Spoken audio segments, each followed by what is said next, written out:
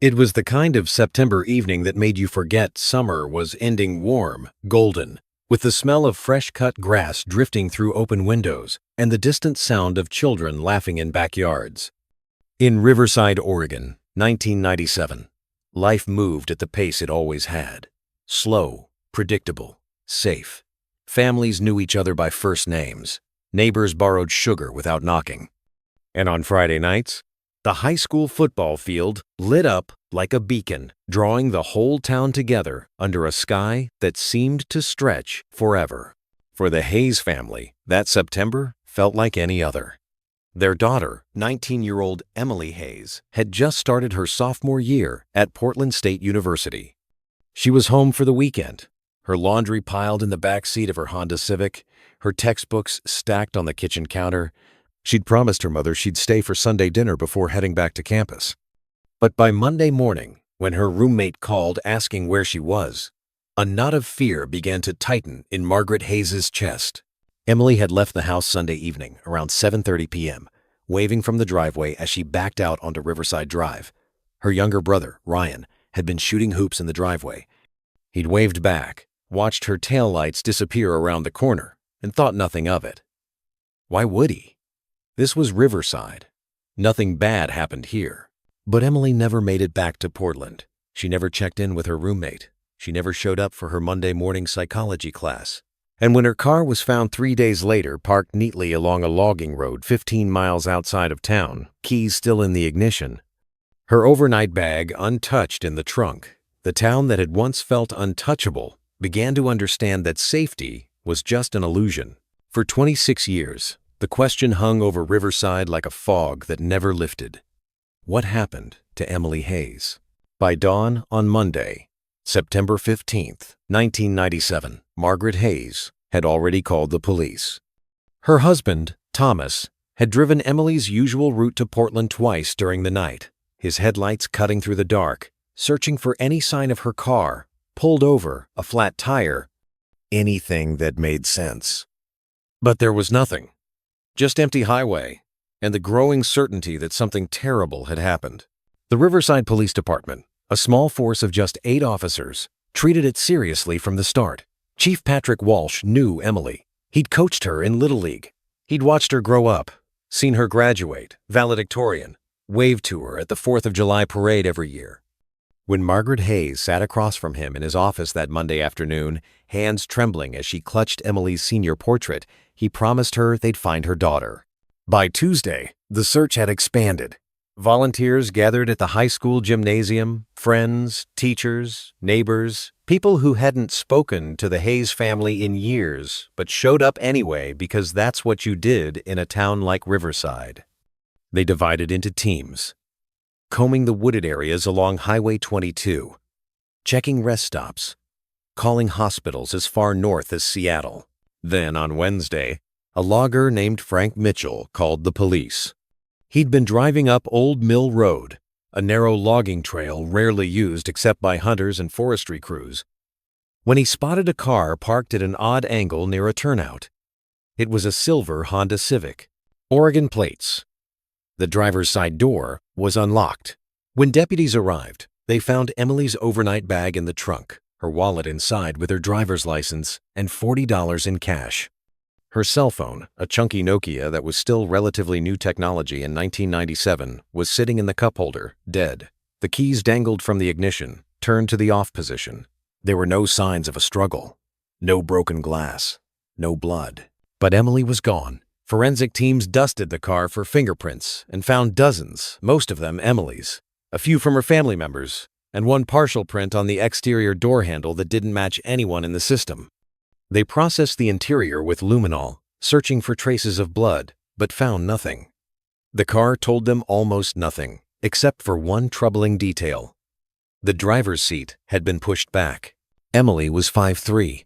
Whoever had been driving her car last was taller. The investigation that followed consumed Riverside for months. Emily's face appeared on every telephone pole, in every storefront window, on the evening news across Oregon and Washington.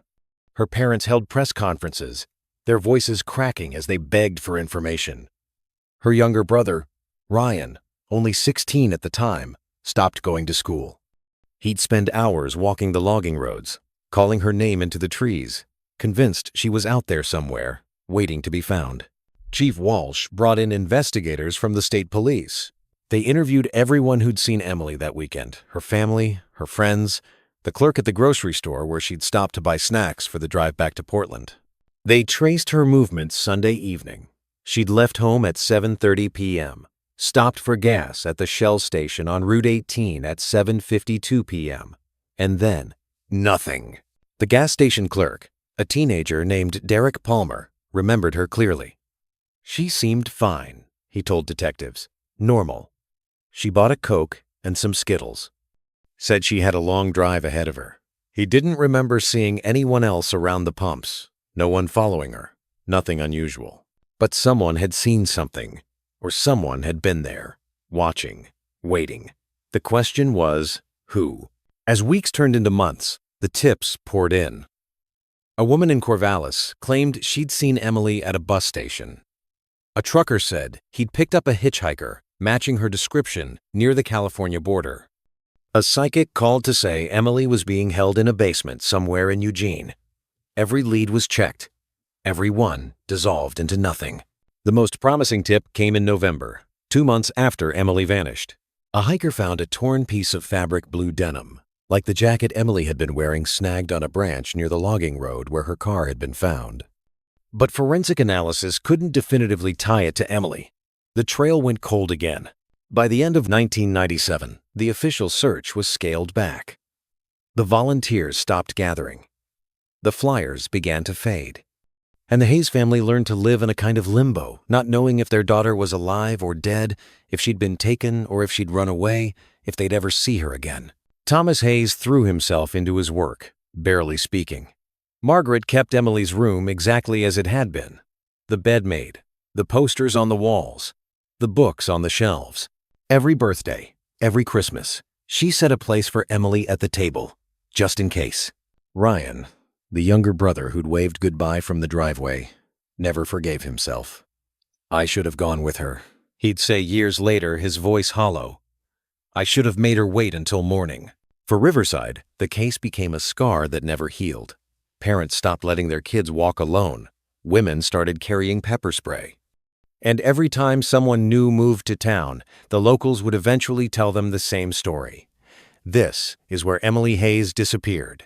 They never found her. The years passed slowly in Riverside. By the early 2000s, the case had been transferred to the county sheriff's cold case unit, a small office with limited resources and dozens of unsolved files. Emily's case sat in a cardboard box labeled Hayes, Emily, 1997. Wedged between a missing fisherman from 1983 and an unidentified body found in the river in 2001. Chief Patrick Walsh retired in 2005, but he never stopped thinking about Emily. He kept a copy of her case file at home, and on quiet evenings, he'd pull it out and read through the witness statements, the forensic reports, the dead-end leads. There was something we missed, he'd tell his wife. I know there was. In 2008, the Hayes family held a memorial service for Emily. It had been 11 years, and they needed closure, even if it was incomplete. Nearly 200 people attended, filling the same church where Emily had been baptized, where she'd sung in the choir, where her parents had once imagined they'd see her get married. Instead, they stood at the altar and said goodbye to a daughter who might still be alive somewhere, or might have been gone for a decade. But then, in 2013, something shifted. Advances in DNA technology had begun to revolutionize cold case investigations. Detectives across the country were reopening files, retesting evidence with methods that hadn't existed in the 1,990 seconds. And in Riverside, a new detective named Victoria Chen inherited Emily's case. Chen was young, ambitious, and determined. She'd grown up in a town not unlike Riverside, and the idea of a young woman vanishing without a trace haunted her. She requested the evidence from storage and began cataloging everything. The fingerprint lifts from Emily's car, the fabric found near the logging road, even the gas station receipt from the night Emily disappeared. That's when she noticed something. The partial fingerprint from Emily's car door had never been run through CODIS, the national DNA database, because in 1997, the system was still in its infancy. Chen submitted it in 2014. It took 9 months to get results. No match. Another dead end. But Chen didn't stop. The breakthrough came not from forensics, but from a conversation in a coffee shop. It was March 2019, 22 years after Emily's disappearance. 2 women, former classmates of Emily's, ran into each other at a Starbucks in Portland. Their names were Jennifer Park and Amanda Wells, and they hadn't seen each other in years. As they caught up over lattes, the conversation inevitably turned to Emily. "I've always had a bad feeling about Daniel," Jennifer said quietly, glancing around to make sure no one was listening. Amanda froze. "Me too." Daniel Foster had been Emily's ex-boyfriend. They dated briefly during her freshman year of college, breaking up just a few months before she disappeared. At the time, police had questioned him, but he'd had an alibi.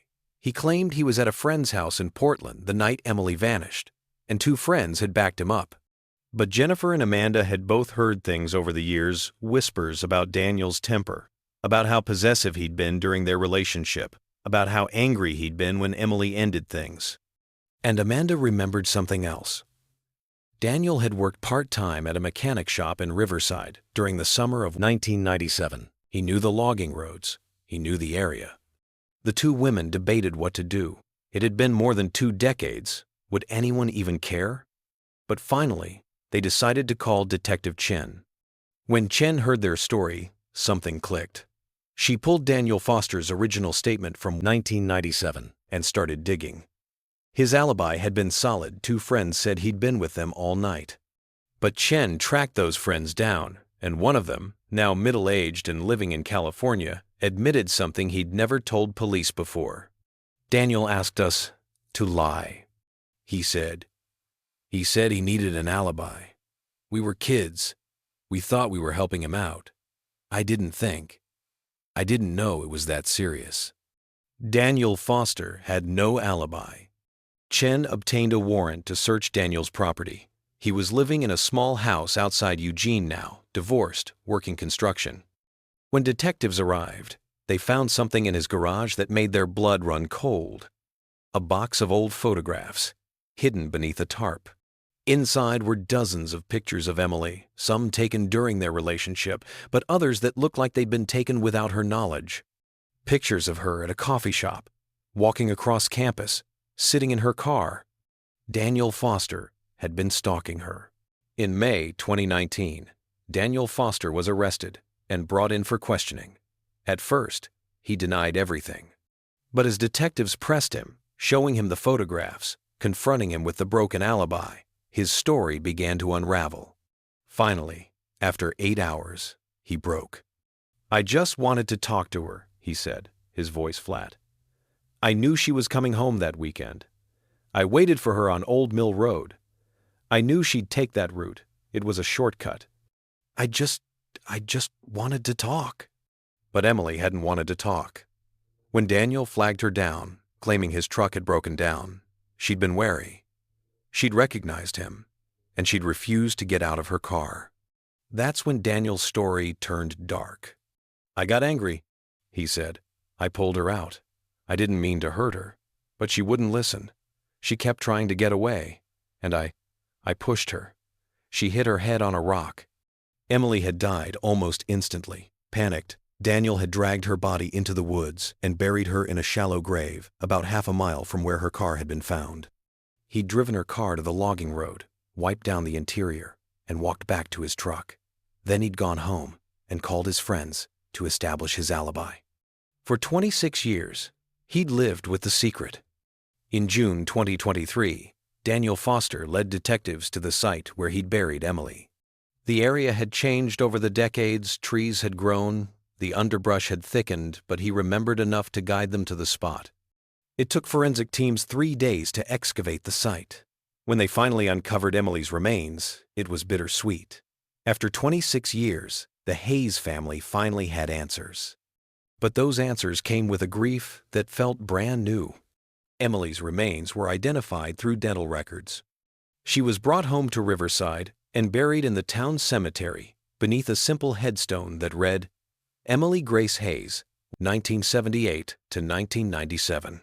Forever in our hearts. Daniel Foster was charged with second-degree murder and sentenced to 30 years in prison. He showed little emotion during the trial, offering only a brief apology to the Hayes family. Margaret Hayes, now in her 70s, stood outside the courthouse after the sentencing and spoke to reporters. Her voice was steady, but her eyes were filled with tears. For 26 years, we didn't know, she said. We didn't know if she was alive, if she was suffering, if she was coming home. Now we know. And even though it's not the answer we wanted, it's the truth. And the truth matters.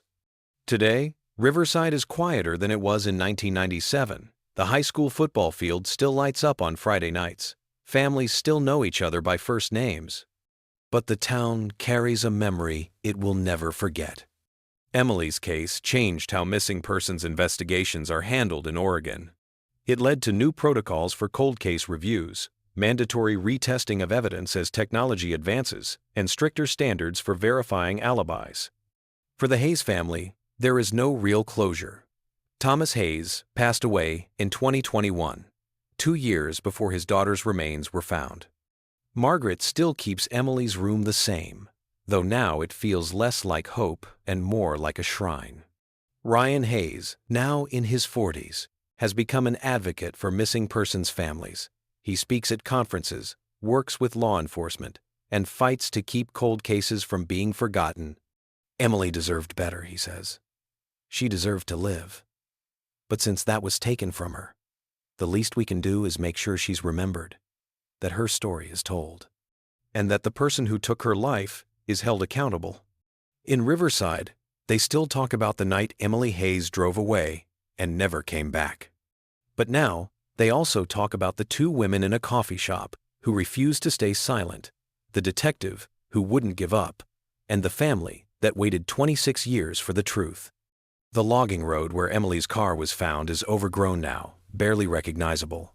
But sometimes, locals say, if you drive past at dusk, you can still feel it, the weight of what happened there, the echo of a life cut short. And on warm September evenings, when the air smells like fresh-cut grass and the sky stretches forever, people in Riverside remember. They remember the girl who loved books and dreamed of becoming a teacher. The girl who waved goodbye from a driveway and never came home. They remember Emily. And they make sure the world never forgets.